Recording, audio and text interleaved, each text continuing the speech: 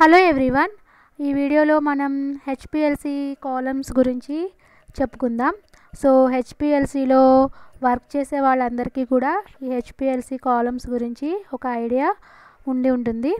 So వీటి working ఏంటి, అట్లాగే హెచ్పిఎల్సి కాలమ్స్లో ఎన్ని టైప్స్ ఉన్నాయి, అట్లాగే వీటిని మనం అంటే ఎలాంటి శాంపుల్ తీసుకున్నప్పుడు ఎలాంటి హెచ్పిఎల్సి కాలమ్స్ యూజ్ చేస్తాం, అట్లాగే హెచ్పిఎల్సి కాలమ్స్ని ఎట్లా క్లీనింగ్ చేయాలి, ఆ క్లీనింగ్ పర్పస్ ఏంటి, సో అవన్నీ కూడా మనం ఈ వీడియోలో డీటెయిల్గా చెప్పుకుందాం. ఓకేనా?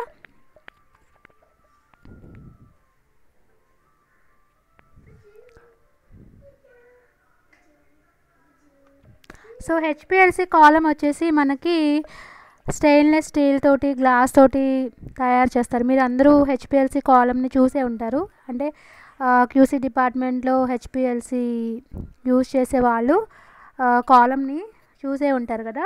సో మనకి కాలంలోనే యాక్చువల్గా సపరేషన్ అంతా జరిగిపోతుంది. సో ఇది వచ్చేసి మనకి హార్ట్ అని చెప్పుకోవచ్చు హెచ్పిఎల్సికి. సో ఇక్కడే మనకి సపరేషన్ అంతా జరుగుతుంది. అంటే మనం శాంపుల్ని అంటే మిక్చర్ ఆఫ్ కాంపోనెంట్ని తీసుకుంటాము పంప్ నుంచి హై ప్రెషర్ యూజ్ చేసి.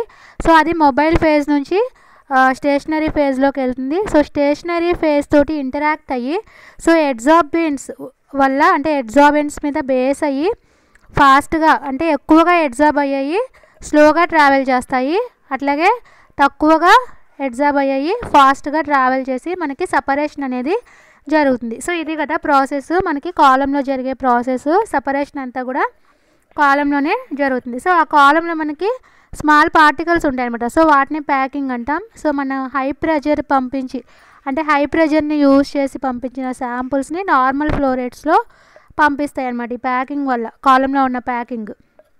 సో దీనికి ఎక్కువగా సిలికా జెల్ని యూజ్ చేస్తాం.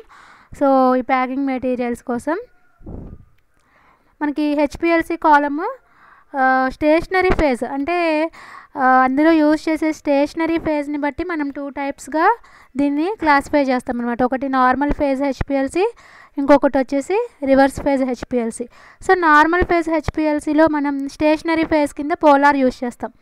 సో ఎగ్జాంపుల్ వచ్చేసి సిలికా. రివర్స్ ఫేజ్ హెచ్పిఎల్సిలో రివర్స్ అంటే ఏంటి, దానికి ఆపోజిట్ కదా. సో స్టేషనరీ ఫేజ్ వచ్చేసి నాన్ పోలార్ తీసుకుంటాం. అంటే C8 సిలికా, అట్లాగే C18 సిలికా. సో C8 అంటే ఆక్టైల్ గ్రూప్, 8 కార్బన్స్ ఉంటాయి కదా. సో ఆక్టైల్ గ్రూప్ వచ్చేసి సిలికాకి యాడ్ అవుతుంది.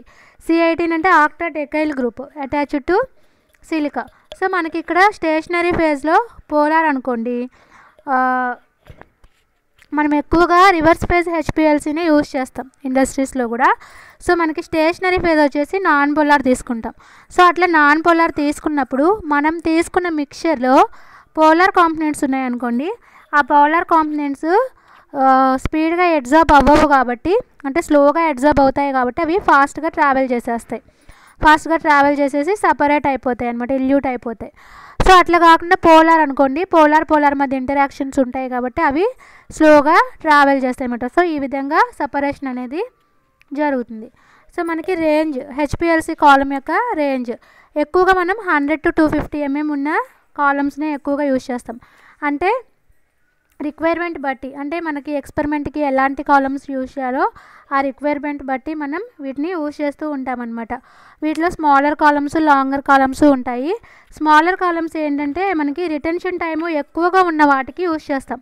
అంటే రిటెన్షన్ టైం ఎక్కువగా ఉండడం అంటే ఏంటి, ఇల్యూషన్ టైము ఎక్కువగా ఉండడం. అంటే మనకి ట్రావెలింగ్ టైం అనేది సబ్స్టెన్సెస్ అంటే ఆ శాంపుల్ ట్రావెలింగ్ టైం అనేది ఎక్కువగా ఉంటేనే కదా రిటెన్షన్ టైం కూడా ఎక్కువగా ఉంటుంది. సో మనకి ఏంటి హెచ్పిఎల్సిని ఎందుకు యూజ్ చేస్తాం, ఫాస్ట్గా రిజల్ట్ రావడం కోసం యూజ్ చేస్తాం. సో మనం అందుకని చెప్పేసి రిటెన్షన్ టైంని తగ్గించడానికి స్మాల్ కాలమ్ని యూజ్ చేస్తామన్నమాట. సో అంటే ఆ ట్రావెలింగ్ టైంని తగ్గిస్తామన్నమాట. సో ఆ విధంగా ఇల్యూషన్ టైంని తగ్గించడానికి స్మాలర్ కాలమ్స్ని యూజ్ చేస్తాం. లాంగర్ కాలమ్స్ ఎందుకంటే కాంపౌండ్ ఇల్యూషన్ బాగా ఫాస్ట్గా ఉంటాయి కొన్ని వాటికి. అంటే ఏంటంటే మనం నోటీస్ చేయలేనంత ఫాస్ట్గా ఉంటాయి. సో అట్లాంటి వాటికి లాంగ్ కాలమ్స్ యూజ్ చేసామనుకోండి, ఆ ట్రావెలింగ్ టైం అనేది పెరుగుతుంది. సో ఆ విధంగా రిటెన్షన్ టైంని పెంచడానికి ఈ లాంగ్ కాలమ్ని యూజ్ చేస్తాం. నెక్స్ట్ వన్ వచ్చేసి diameter of the column. So diameter వచ్చేసి 2 to 4 mm ఉంటుంది. అంటే వీటిలోనే మళ్ళీ స్మాల్ బోర్ కాలమ్స్ ఉంటాయి, లార్జ్ డయామీటర్ కాలమ్స్ ఉంటాయి.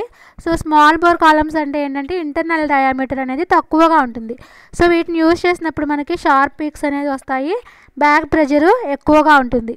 అట్లాగే లార్జ్ డయామీటర్ కాలమ్స్ కూడా ఉంటాయి. సో వీటిని యూజ్ చేసి మనం ఎక్కువగా శాంపుల్స్ని డిడక్ట్ చేస్తూ ఉంటాము. సో వీటిలో ఏంటంటే బ్యాక్ ప్రెజరు తక్కువగా ఉంటుందన్నమాట. సో నెక్స్ట్ వన్ బాగా ఇంపార్టెంట్ వన్ వచ్చేసి క్లీనింగ్ ఆఫ్ కాలమ్స్. సో ఇది చాలా ఇంపార్టెంట్. సో మిథనాల్ని వాటర్ని యూజ్ చేసి మనం ఎనాలిసిస్ అయినప్పుడు ఈ మిథనాల్ వాటర్ని యూజ్ చేసి కాలమ్ని వాష్ చేస్తూ ఉండాలి. ఒక్కొక్కసారి బఫర్ తీసుకుంటాం. సో అట్లా బఫర్ తీసుకున్నప్పుడు మనం HPLC గ్రేడ్ తోటి అట్లాగే వాటర్ తోటి వాష్ చేస్తామన్నమాట. సో ఎందుకంటే బఫర్లో సాలిడ్స్ ఉంటాయి కదా, సో ఆ సాలిడ్స్ అనేది రియాక్ట్ అయ్యి మనకి ప్రెసిపిటేట్ ఫామ్ అవుతుంది. సో అది సిస్టమ్ని క్లాగ్ చేస్తుంది అనమాట. సో అందుకని చెప్పేసి మనం బఫర్ ఉన్నప్పుడు HPLC గ్రేడ్ తోటి వాటర్ తోటి క్లీన్ చేస్తాం. సో ఇట్లా క్లీన్ చేయడం వల్ల మనకి సెల్ఫ్ లైఫ్ టైం అనేది పెరుగుతుంది, కాలం యొక్క లైఫ్ టైం అనేది పెరుగుతుంది. సో మనం 1000 ఇంజెక్షన్స్ అంటే 1000 ఇంజెక్షన్స్ అయిన తర్వాత కాలంని చేంజ్ చేయాలంటే అంటే రీప్లేస్ చేయాలన్నమాట, న్యూ వన్ తోటి రీప్లేస్ చేయాలి. సో ఇది కాలమ్స్ గురించి. ఇంకొకటి వచ్చేసి ఏంటంటే ఈ కాలమ్స్ ఎందుకు యూజ్ చేస్తామంటే యాసిడ్స్ బేసెస్ని కూడా అనలైజ్ చేయడానికి యూజ్ చేస్తాం. సో మీ అందరికీ అర్థమైంది అనుకుంటున్నాను. I hope you understand. ఇంకా మీకు ఏమన్నా డౌట్స్ ఉన్నా ఎలాంటి టాపిక్స్ మీద అయినా సరే ప్లీజ్ కామెంట్ చేయండి. ఓకేనా? Thank you.